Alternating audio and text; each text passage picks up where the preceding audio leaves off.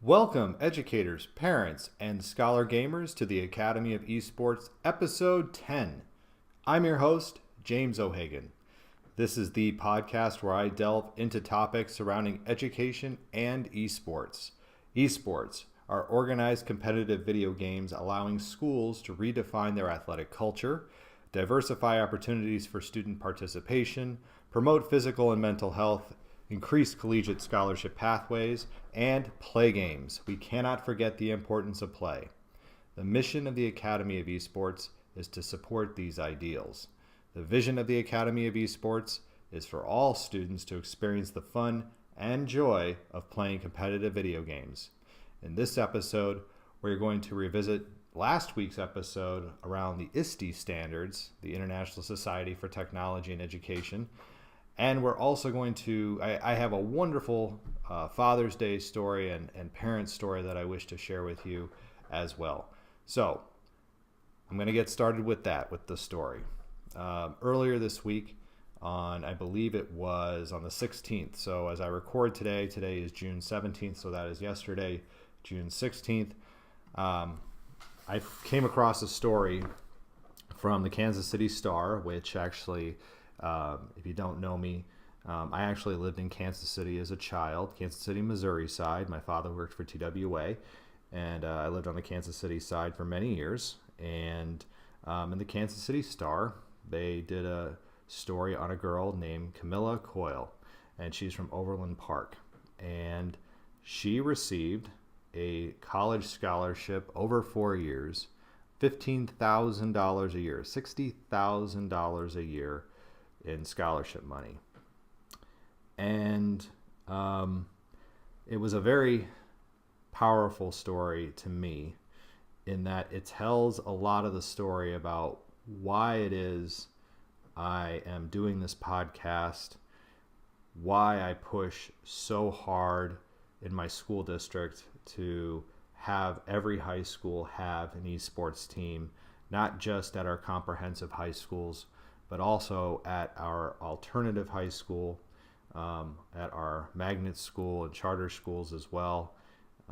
There's no reason why we shouldn't have a team. So as I was looking through this story, a couple of things jumped out to me, and I will link to this story, this story in the show notes. Excuse me. But the girl got a scholarship to Missouri Valley College. And what I noticed in the story was a couple of things. One is that the parent of the child, the mother, Camila Coyle, who is a former high school teacher, actually was quoted this in the story. She said, "I had never heard guidance counselors talking about anything like that," meaning an esports scholarship. There's esports scholarships out there, counselors. It's important that you are tapping into that, knowing your students well, and looking into these esports scholarships. That is number one.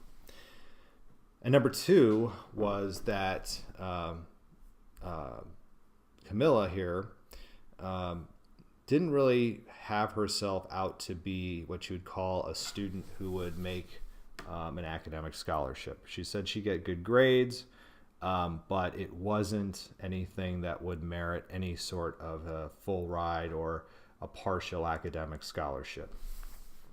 And it's important to note that because even today, another reason why I do this, I had my children with me. For those of you who are not in the United States, today is Father's Day in the United States, and I had my 3 children with me.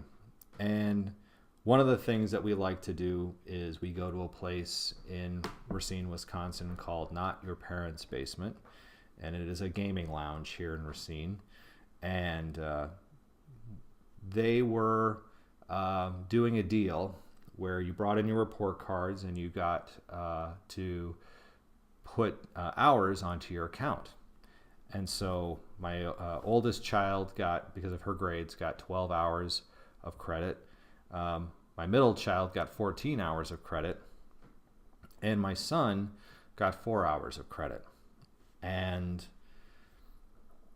I know that my son doesn't play school well. There's a lot of students who don't play school well. I know my daughters play school really well.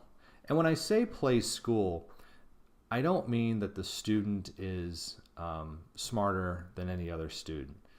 School is a place, in my experience as an educator, as an administrator, that does play well to students who are good following rote routines. It's not really the place, by and large, it's not really the place for a student who is a divergent thinker in a lot of ways, or wants to do their own thing, or wants to be a goof off. But my son got 4 hours. His academic grades were not as good as his sister's, and that's okay. And what was great was I'm able to point out a story like this to him because my son loves playing video games. He absolutely just loves it. And he plays a bunch of different ones. It's not that he's stuck on any one game. He likes playing Minecraft. He likes playing Terraria. He likes Roblox. He likes Fortnite. He likes Cuphead. He's really good at Cuphead. That's a really hard game, by the way, if you haven't seen that one. And it's stories like this that give me hope. And it's not that I hope that my son necessarily keeps, going through school the way that he is. I keep telling him, I don't care about your grades right now. I just want you to love learning, and I just want you to love going to school. And it's an instance like this that when I see a story like this, I can say to my son, look, I love that you love playing video games, and I love playing video games with you. You're going to be 10 years old here in a few days. There is, even if you're not on paper as smart as your sisters, that doesn't mean that you have to feel like college is not necessarily going to be something for you, or that you're not successful in something. And I keep saying to my girls and to my son, I say, this is why your school district needs an esports team. My oldest is going off to high school next year, and I said, you need to get that esports team started at Homestead High School in Mequon-Thiensville. I really feel that why that school district hasn't jumped on it, well, the school in a lot of ways is very traditional.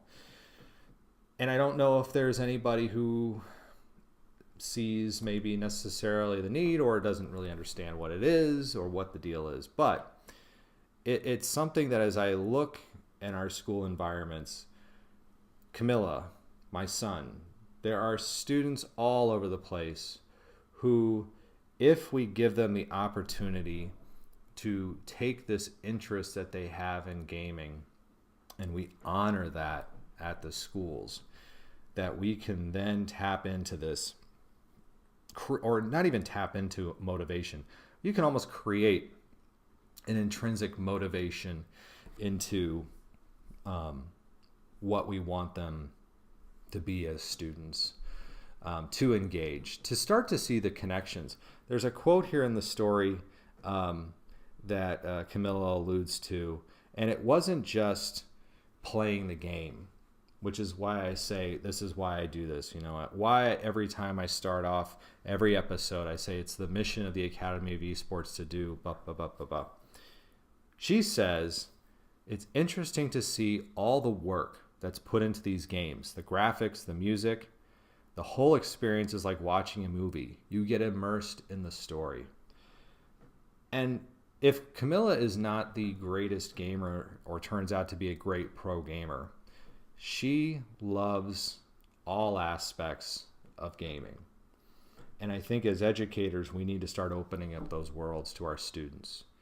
Open up those opportunities for them to experience all the different things, the great things that this story outlines, or that conversations with my son or my children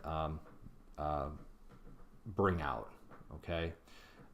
Because as soon as I start saying to my son, hey, we could talk about Cuphead. And what's great about a game like Cuphead, which is a game that he loves, is that it's got that 1920s, 30s kind of cartoony look to it. Well, then he can start. It's funny when you start showing him those cartoons and he says, "Hey, that looks like Cuphead." It's funny how then that becomes a tangent into a whole nother set of things, not just around gaming, but around animation and storytelling and design. It's fantastic. So that's how I wanted to start this week's episode. And I do also want to make sure that we talk about the second half of what I started last week as we kind of transition from this, because not this weekend, but next weekend, starting next Sunday night, is the ISTE conference, and that's going to be taking place just down the road from me in Chicago, the International Society for Technology and Education Conference. And it's, again, the ISTE organization is an organization that I do not always see eye to eye with about how they present technology in education. It's actually an organization that through the state level I have actually worked for, because for the last 2 years I've been the chair on the WEMTA conference, which is WEMTA stands for Wisconsin Educational Media and Technology Association, which is a chapter of ISTE. But again, it's an organization that I don't always see eye to eye with, but it's an organization that when I look at the standards that they've put together for students, the 7 standards, I agree with those standards, and I was able to take each one of those standards and tie it into esports. And last week, if you listened, I went through the first 3 standards, those being the Empowered Learner Standard, the Digital Citizen Standard, and the Knowledge Constructor Standard. This week, I'm going to go through the last 4 standards that we have: the Innovative Designer, the Computational Thinker, the Creative Communicator Standard, and the Global Collaborator Standard. So, without further ado, to piggyback on what we started last week, the Innovative Designer. So in the Innovative Designer, the standard says, students use a variety of technologies within a design process to identify and solve problems by creating new, useful, or imaginative situations. So this is one that's built around prototyping, design, using digital tools, using a design process, creating or solving authentic problems, developing a tolerance for ambiguity, especially in some of these things. So the design process includes human-centered design process, project-based learning, engineering design process, and scientific method.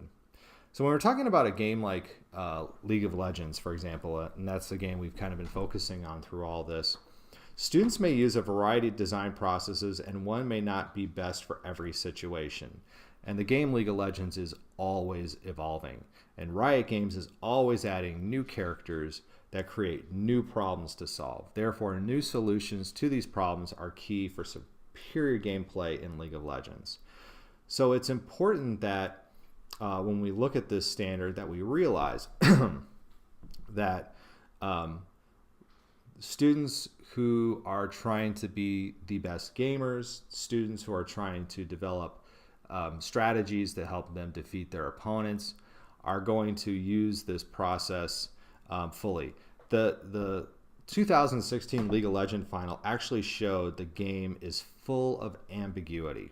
Okay, so ambiguity. So students dealing with ambiguous situations.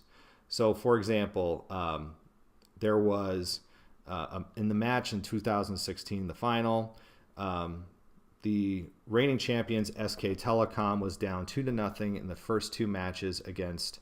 Down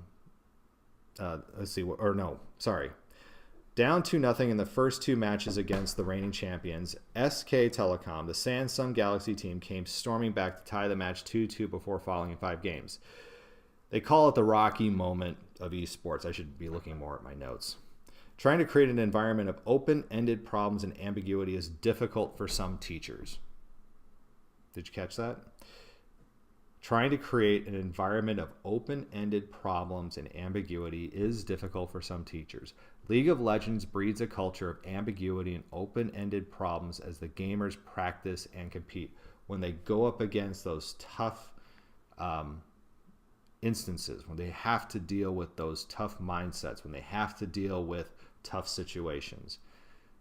All of that falls under the innovative designer standard. And esports covers that all the time. The next standard that I want to look at is the computational thinker. Now, a lot of these you might look at and go, okay, this one seems pretty easy. Okay, so computational thinker, it's a game on a computer. League of Legends is like 5-on-5 live action chess. The standard reads this: the students develop and employ strategies for understanding and solving problems in ways that leverage the power of technological methods to develop and test solutions. So students may formulate problem definitions. They may collect data and identify relevant data sets. They may break problems into component parts. They want to understand how to extract key information and develop descriptive models to understand complex systems. Gaming is all about that. League of Legends is a great game in the sense that every game can be downloaded. I even played a game today. Again, I'm not a good gamer at all, but I kind of want to describe the process. Even though I'm not a good gamer, and even though I was playing a game against random people with random people and against random people who were not people I was in contact with while I played the game, I did focus a lot on playing my lane, meaning in League of Legends, I stayed to my one area. I focused on leveling up during the match. I focused on letting the minions take most of the damage before I could take down the tower. And a lot of times I would get ganged up on by 2 or 3 of the champions on the board in the Summoner's Realm. But what I was able to do at the end of the match was actually download the entire match. And by being able to do that, that's data. That's data that allows me to pull it down, take a look at it, analyze it, change that data up, and allows me to help develop strategies. I was by myself. I was in the top lane and I was absolutely by myself. Did I have the best character for the top lane? I don't even know if I did. Okay, but it's something that if I was even new coming into the game, I could take to a bunch of people and say, what did I do wrong? I'm new to this. What did I do wrong? How do I get better at this? They may say, hey, you chose a totally wrong character for that area of the gameplay. Or, hey, don't you see now why having that headset on and being able to communicate with your teammates is so very important? And we can break it down again into those component parts, into those things. By taking out the turrets, by taking out the... what's the thing that generates the minions? The League of Legends people are going to get me. I'm drawing a blank on it right now. But I thought I was doing very well. I actually got down to the enemy's nexus and actually got it about halfway destroyed by myself. I almost won the match by myself by sticking to my lane, by following a methodical process, and I just couldn't get the job done. Okay? But it was something that I can take that data and bring it back and look at it. And to go back on to previous podcasts, when I talked about growth mindset, when we had Dan on here, look at what did I do well? What do I need to improve on? And how do I improve on it? Okay, get that growth mindset going, using that computational data, using the data that was provided in the match. So the 6th standard is the creative communicator standard. And the no edit. Sorry, you're gonna get that look if you watch this on the YouTube feed. Students, okay, the creative communicator standard. Students communicate clearly and express themselves creatively for a variety of purposes using the platforms, tools, styles, formats, and digital media appropriate to their goals. So students choose appropriate platforms and tools for meeting desired objectives. Students create original works, or they can actually responsibly repurpose previous works or remix into new creations. Students are able to communicate complex ideas clearly. either by using creative digital objects, visualizations, models, or simulations, or they can actually publish and present content as needed. Now, Creative Communicator standard is a huge standard in regards to gaming and to esports. Let's look at the last indicator that they gave. Students publish or present content that customizes the message and medium for their intended audiences. Twitch TV. If you don't know what it is, go to twitch.tv right now, and what you will find are people all over the entire planet using video games to create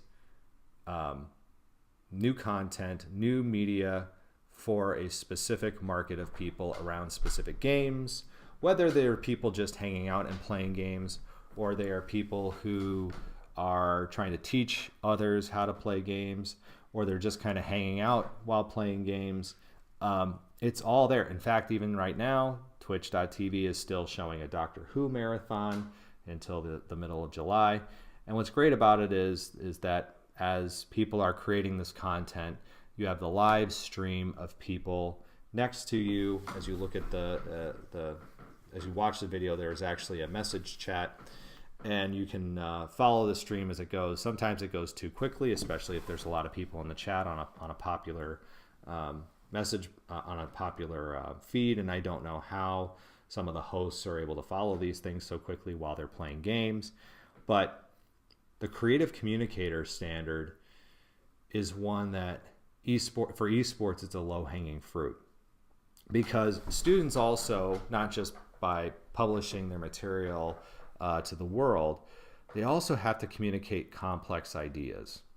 And think again, as I just told you, about playing the game and looking at the data that I would look at after I finished playing League of Legends today, and I could download the game and rewatch it.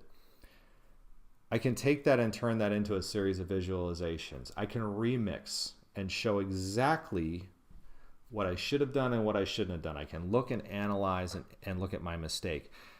And if I'm a student trying to explain myself to a coach or to another teammate, okay, how am I going to go about doing that? How do I choose the appropriate tool or the appropriate platform?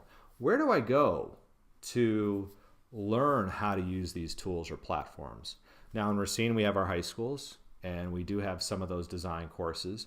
But in Racine, we also have another space here that I'm really excited to start tapping into, and that's the Racine Creative Center.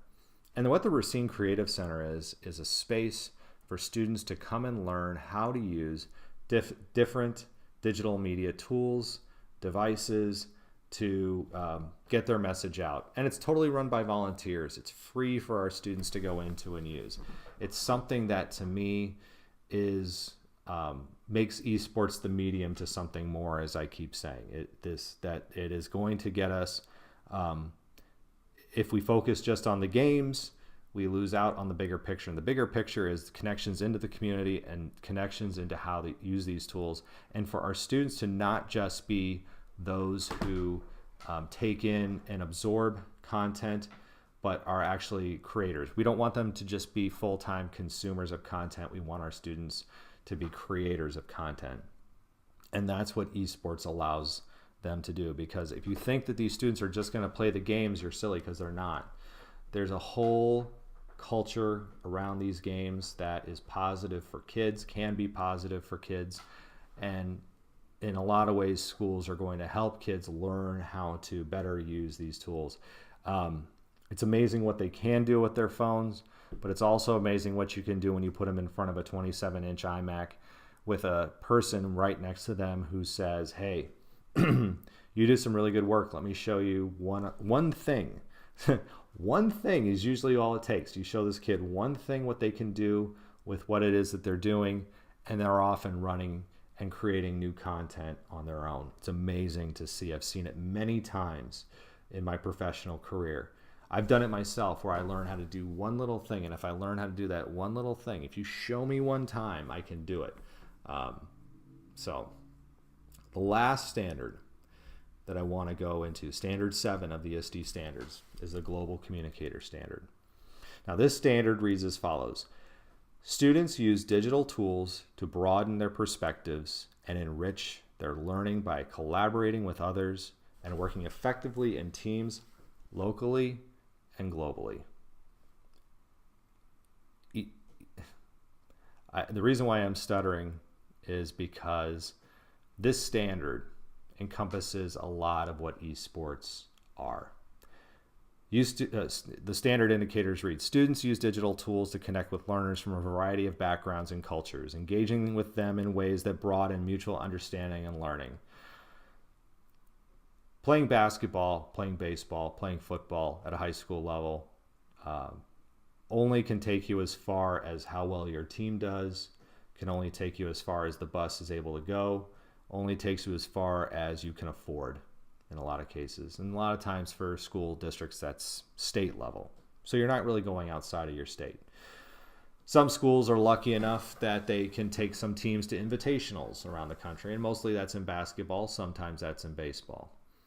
In esports right now, I can start a team right here. I can have a team going right here at my house. We could be playing people from China. We could be playing people from South Korea. We could be playing people from Brazil. We could be playing people from Denmark. Esports is about creating global collaboration. Hands down. That's all that it does. It creates global levels of, I shouldn't say that it's all that it does, because it's not, or else I wouldn't have this podcast, but it's the big thing. One of the big things, one of the pillars, I guess you could say, that makes esports really stand out is the global community, is the global culture that's developing around this. Racine is a city that sits between one of the greatest cities in the world, Chicago, and another great city of the world, Milwaukee, Wisconsin. And while those two seem very close, because you can get to each of those in probably around an hour, Milwaukee less than an hour, Chicago around an hour, depending on traffic. It is still a world away for a lot of kids. It is still a place where I have met people who have not left the city of Racine. They've gone to high school here, gotten a job here. They go other places for vacation, but they haven't really connected to anybody outside.